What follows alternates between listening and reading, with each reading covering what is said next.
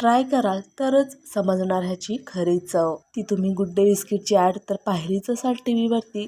जब ट्राय करोगे तभी तो पता चलेगी ना अंदर की तर सेम बिस्किटाप्रमाणेच आज आपण शंकरपाळी रेसिपी पाहणार आहोत। खुसखुशीत अशी ही गोड शंकरपाळी बनवायला एकदम सोपी, एकदम नवीन पद्धत आहे। एकदम वेगळ्या पद्धतीने आपण ही शंकरपाळी बनवलेली आहे। अतिशय मस्त अशी कुरकुरीत खुसखुशीत तोंडात टाकताच विरघळेल अशी ही शंकरपाळी झालेली आहे। तर एकदम सोप्या पद्धतीने आज आपण शंकरपाळी बनवण्याचे 3 प्रकार पाहणार आहोत। तर रेसिपी कुठेही मिस न करता शेवटपर्यंत नक्कीच पहा। आवडल्यास लाईक शेअर सबस्क्राईब करायला विसरू नका। लगेचच आपण सुरुवात करूयात।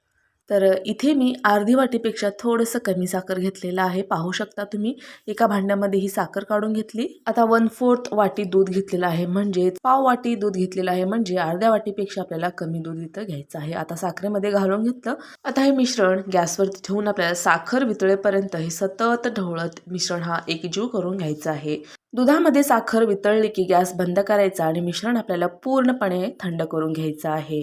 आता इथे मी 1 वाटी मैदा घेतलेला आहे। 1 वाटी मैद्यासाठीच आपण पाव वाटी साखर आणि पाव वाटी दुधाचं मिश्रण बनवलेलं आहे। आणि समजा जर 2 वाटी तुम्ही मैदा घेतला तर आपल्याला अर्धी वाटी साखर आणि अर्धी वाटी दुधाचं मिश्रण इथं लागणार आहे। सर्व साहित्य तुम्ही वाटीने मोजून घ्या, म्हणजे अगदी परफेक्ट असं प्रमाण आपल्याला मिळेल।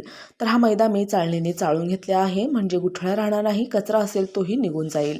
आता सगळ्यात महत्त्वाचं म्हणजे शंकरपाळी खुसखुशीत व्हावी आणि खाताना ती तोंडामध्ये पीठ खाल्ल्यासारखं लागू नये किंवा पिठाळ असं लागू नये, त्यासाठी आपल्याला नाश्त्याच्या चमच्यानी 1 वाटी मैद्याला 2 चमचा जाड रवा घालून घेतलेला आहे। बारीक रवा घातला तरी देखील चालेल। आता इथे सर्वात महत्त्वाचं म्हणजे काजू बदाम आणि आपण पिस्त्याची कापं ह्यामध्ये घालून घेणार आहोत। गुड डे बिस्किट तुम्ही खाल्लंच असाल, गुड डे बिस्किटाप्रमाणेच आपली ही शंकरपाळी बनवून तयार होणार आहे। काजू बदामामुळे ह्याला अगदी मस्त अशी चव येते।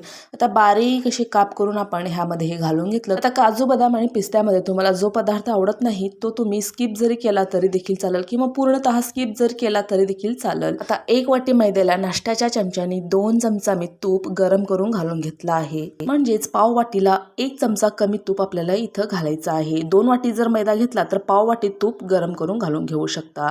कुठलाही प्रमाण वाटीने मोजून घ्या, म्हणजे चुकणार नाही।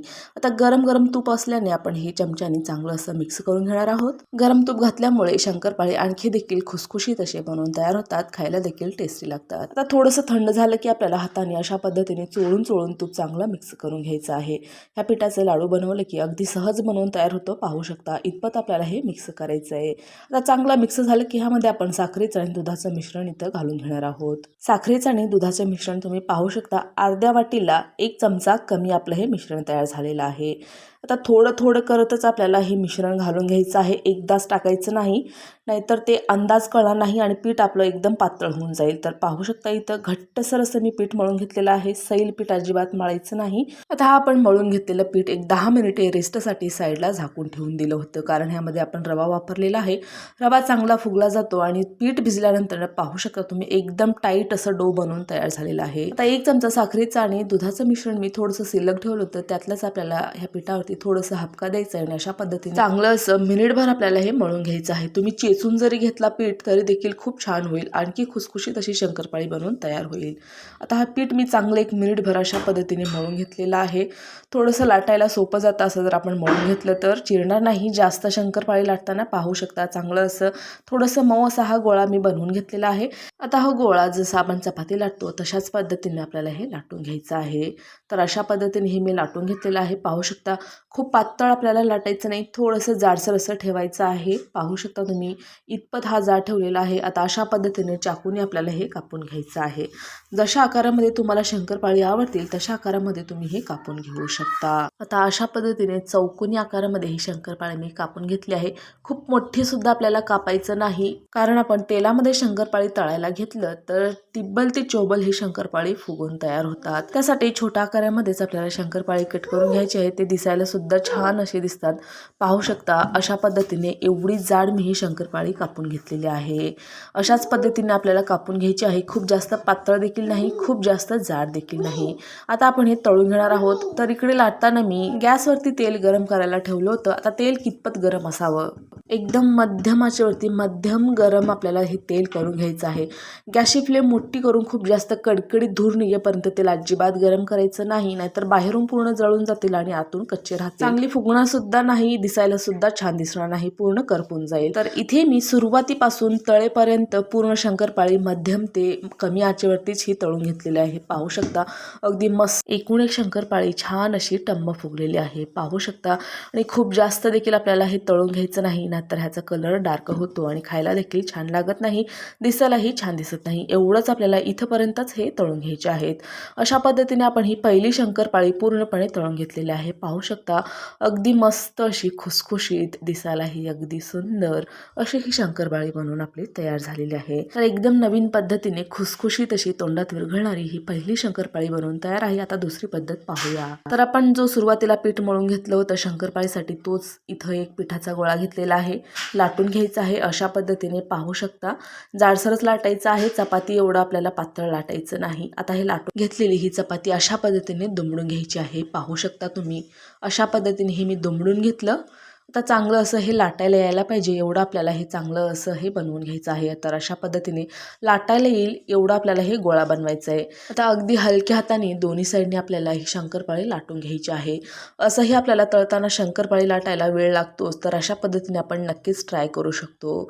तर अशी केल्याने काय होईल, तर भरपूर असे मस्त असे लेयर्स सुटतात, खायला एकदम खुसखुशीत अशी लागती, अगदी बिस्किटापेक्षाही खुसखुशीत अशी ही शंकरपाळी बनवून तयार होती. तर लाटून घेतलेली शंकरपाळी अशा पद्धतीने हे चांगली अशी मी कट करून घेतलेली आहे. खूप जास्त पातळ खूप जास्त जाड अजिबात ठेवायचं नाही, एवढ्या जाडीची आपण ही शंकरपाळी बनवून घेतलेली आहे. आता ही झाली दुसरी पद्धत. तिसरी पद्धत आपण पाहूया. तर पिठाचा एक गोळा घेतलं आणि अशा पद्धतीने आपल्याला हे लाटायचं आहे. पाहू शकता खूप जास्त जाड नाही आणि खूप जास्त पातळ नाही. तर अशा पद्धतीने लाटून घेतलं की अशा पद्धतीने आपल्याला हे रोल करून घ्यायचं आहे. एकदम टाईट असं हे रोल बनवून घेतलं मी. पाहू शकता आता हे रोल बनवून घेतलेलं हलकंसं थोडंसं लाटून घ्यायचं आहे. अशा पद्धतीने आता हे लाटून घेतलेलं अशा पद्धतीने परत आपल्याला हे फोल्ड करून घ्यायचं आहे आणि परत अगदी हलक्या हाताने दोन्ही साईडने आपल्याला हे शंकरपाळीची चपाती बनवून घ्यायची आहे. जाडसरच ठेवायची आहे, खूप जास्त पातळ लाटायची नाही. जास्त जर पातळ लाटलं तर लेयर्स अजिबात सुटणार नाही आणि खुसखुशीत देखील होणार नाही. तर अतिशय मस्त अशी ह्याची शंकरपाळी बनवून तयार होतात. सुरुवातीला जी आपण पहिली पद्धत पाहिली त्यापेक्षाही लेयर्स जरी नाही सुटले तरी देखील खायला खूप खुसखुशीत असे लागतात, आतून मस्त असे पदर सुटतात आणि रवा वापरल्यामुळे तोंडामध्ये पिठासारखं अजिबात लागणार नाही, एकदम मस्त असं टेस्ट येईल. तर अशा पद्धतीने आपण हे दोन्ही पद्धतीने शंकरपाळी बनवून घेतली. आता आपण तळून घेऊयात. तर तळताना मध्यम गरम तेलामध्ये अशा पद्धतीने दोन्ही साईडनी सतत हलवत आपल्याला हे तळून घ्यायचं आहे. जास्त जर आपण लक्ष नाही दिलं तर ते एका साईडना डार्क होईल आणि एक साईड एकदम पांढरी राहील, ते दिसायलाही चांगलं दिसणार नाही, एक साईड करपलेली सुद्धा आपल्याला जाणवेल.